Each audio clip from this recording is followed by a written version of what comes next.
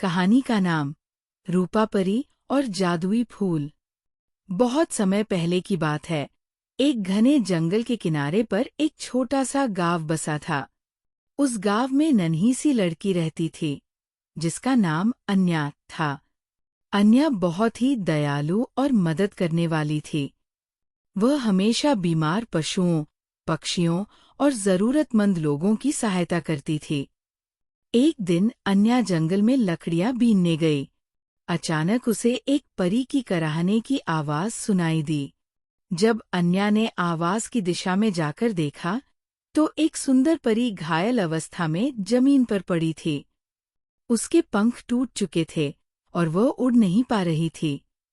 अन्या ने बिना समय गवाए अपनी चादर फाड़ी और परी के पंखों पर पट्टी बांधी। उसने परी को अपने घर ले जाकर उसकी देखभाल की। कई दिनों तक अन्या ने परी की सेवा की, उसे भोजन और दवाई दी। जब परी ठीक हो गई तो उसने मुस्कुराकर अन्या से कहा, तुम्हारी दया और सहायता के लिए मैं तुम्हें एक वरदान देती हूँ। उसने अन्या को एक जादुई फूल दिया और कहा, जब भी तुम इस फूल को किसी की भलाई के लिए उपयोग करोगी, ये तुम्हारे लिए और अधिक खिलेगा और तुम्हें खुशियां देगा। अन्या ने जादुई फूल से गांव वालों की मदद करना शुरू कर दिया।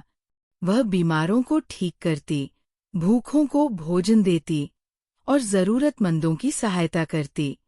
धीरे धीरे फूल और भी सुंदर और बड़ा होता गया और अन्या का जीवन खुशियों से भर गया।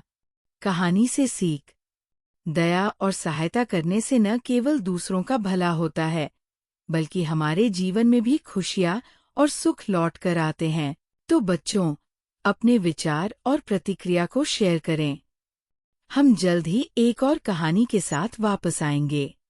तब तक हंसते रहो, मुस्कान बनाए रखो। हमारे चैनल को सब्सक्राइब और शेयर करें ताकि हर बच्चा इन कहानियों से सीखे गए सीखों को अपने जीवन में शामिल करने का प्रयास कर सके। धन्यवाद और अलविदा।